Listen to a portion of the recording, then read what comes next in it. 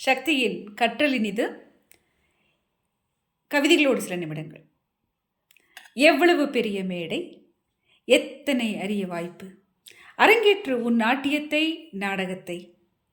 களம் காணட்டும் உன் கானாமிர்தம், கலங்கடிக்கட்டும் உன் வீரம். தீட்டு உன் ஓவியத்தை திசையிட்டும் சுவராக. காட்டு உன் பண்பார்ந்த குணநலன்களை, இவையும் வழிபட்டு கற்கட்டுமே. விண்ணை கடந்தும் விரியட்டும் உன் விஞ்ஞானம். விடியாலும் கண்டிடு இறையை, காணும் அனைத்திலும் இறையே கண்டு துலங்கட்டும் உன் மெய்ஞானம். நிலைநாட்டு உன் புகழை, என்றும் ஒளிரும் ஞாயிறாக.